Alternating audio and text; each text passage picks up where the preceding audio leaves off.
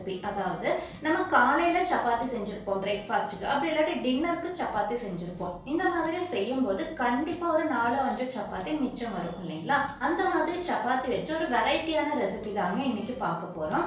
நான் இன்னைக்கு காலையில பிரேக்ஃபாஸ்ட்டுக்கு சப்பாத்தி செஞ்சிருந்தேன். அதுல ஒரு 6 சப்பாத்தி மிச்சம் வந்திருக்கு. அந்த மிச்சமான 6 சப்பாத்தியும் கூடவே முட்டையும் இருக்கு அப்படின்னா கண்டிப்பா நம்ம இந்த வெரைட்டியான சப்பாத்தி ரொம்ப ஈஸியாகவும் சிம்பிளாகவும் செஞ்சிடலாங்க. அதாவது இன்னைக்கு நான் உங்களுக்கு இந்த லெஃப்ட் ஓவர் சப்பாத்தி வச்சு செஞ்சு காமிக்க போறது சப்பாத்தி கொத்து. சப்பாத்தியும் முட்டையும் இருந்ததுன்னா ரொம்பவே ஈஸியாகவும் சிம்பிளாகவும் இந்த சப்பாத்தி கொத்து செஞ்சிடலாங்க.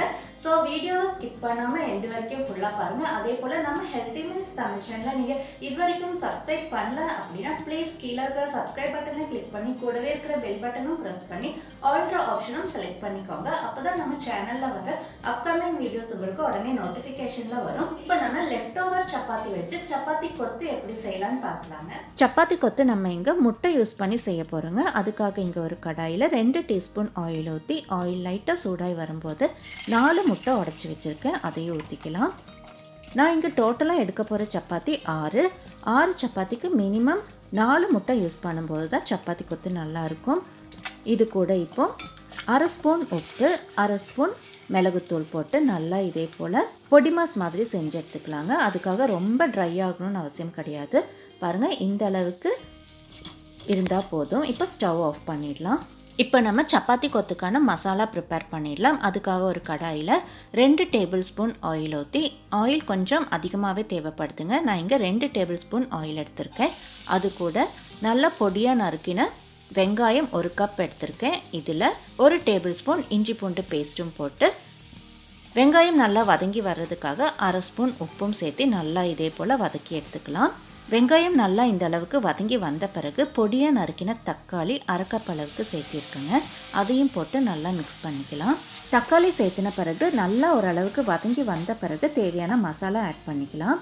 மஞ்சத்தூள் 1/4 ஸ்பூன், கறி பவுடர் 1/2 ஸ்பூன், மிளகாத்தூள் 1 ஸ்பூன். நான் இங்கே கறி மசாலா 1/2 ஸ்பூன் போட்டிருக்கேன். கறி மசாலா இல்லை அப்படின்னா கரம் மசாலா, முட்டை மசாலா, சிக்கன் மசாலா இதில் எது வேணாலும் 1/2 ஸ்பூன் ஆட் பண்ணிக்கலாம். இப்போ இதில் நம்ம ஏற்கனவே ப்ரிப்பேர் பண்ணி வச்சுருந்த எக் பொடிமாஸ் அதையும் இதில் சேர்த்து நல்லா மசாலாவோடு சேர்த்து மிக்ஸ் பண்ணிக்கலாங்க. பாருங்கள், நல்லா இந்த அளவுக்கு மிக்ஸ் ஆகி வந்திருக்கு. இதே போல் நல்லா கொத்தி விட்டுக்கலாம். ஏன்னா நம்ம செய்ய போகிறது சப்பாத்தி கொத்து. ஸோ அதுக்காக நம்ம இங்கே முட்டையும் ஒரு தடவை கொத்தி விட்டுக்கலாம். இப்போது கடைசியாக சப்பாத்தி சேர்த்திக்க போகிறோங்க. நான் இங்கே ஒரு சப்பாத்தி எடுத்து நான் உங்களுக்கு சாம்பிள் எப்படி கட் பண்ணுறதுன்னு காமிக்கிறேன். இதே போல் ஃபுல்லாக ரோல் பண்ணின பிறகு ஒரு சிசரை வச்சு இதே போல் கட் பண்ணிக்கலாங்க. லைட்டாக தின்னாக கட் பண்ணி எடுத்துட்டா போதும். ரொம்ப திக்காக கட் பண்ணிட வேண்டாம். தின்னாக கட் பண்ணும்போது தான் சப்பாத்தி கொத்துக்கு நல்லாயிருக்கும். நான் இங்கே உங்களுக்கு காமிக்கிறதுக்காக தான் ஒரு சப்பாத்தி மட்டும் ரோல் பண்ணி இதே போல் சிசரில் கட் பண்ணியிருக்கேன். மற்றபடி நம்ம 4-5 சப்பாத்தி ஒட்டுக்கா வச்சு ரோல் பண்ணி வெஜிடபிள் கட்டர் மேலே வச்சு கத்தி வச்சு கூட நம்ம ஈஸியாக கட் பண்ணி எடுத்துக்கலாங்க. அந்த மாதிரி நான் இங்கே கட் பண்ணி 5 சப்பாத்தி வச்சுருக்கேன். இது பாருங்கள், நல்லா இதே போல் பீஸாக வந்திருக்கு. இது இப்போ நம்ம மசாலாவில் சேர்த்திக்கலாம். கட் பண்ணி வச்சுருக்கிற சப்பாத்தியெல்லாம் மசாலாவில் போட்ட பிறகு இதே போல் 2 ஸ்பேட்டில் வச்சு மெதுவாக இதே போல் மிக்ஸ் பண்ணி எடுத்துக்கணும். பாருங்கள், நல்லா இதே போல் கொத்தி விட்டுக்கலாம். ஏன்னா நம்ம செய்ய போகிறது கொத்து சப்பாத்தி. ஸோ இதே போல் நல்லா கையை வச்சு கொத்தி எடுத்துக்கலாம். அப்போ தாங்க நமக்கு கடையிலெல்லாம் கிடைக்கிற மாதிரி சூப்பரான கொத்து சப்பாத்தி கிடைக்கும். முட்டையும் சப்பாத்தி எல்லாம் சேர்ந்து சூப்பராக இங்கே கொத்து சப்பாத்தி ரெடி ஆயிருக்குங்க. இப்போ ஸ்டவ்வை நல்லா கம்ப்ளீட்டாக ஹை ஃப்ளேமில் வச்சு கடைசியாக கொஞ்சமாக 1/2 கப் அளவுக்கு பெரிய வெங்காயம் இதே போல் பொடியாக நறுக்கி கையில் வச்சு நல்லா ப்ரெஸ் பண்ணி போட்டுக்கலாங்க. இது கூடவே கொஞ்சமாக கருவேப்பிலை, மல்லி இலை இதெல்லாம் சேர்த்து நல்லா ஒரு தடவை மிக்ஸ் பண்ணி விட்டுக்கலாம். மிக்ஸ் பண்ணி விடும்போது ஸ்டவ்வை லோ ஃப்ளேமில் வச்சு மிக்ஸ் பண்ணிக்கலாம்.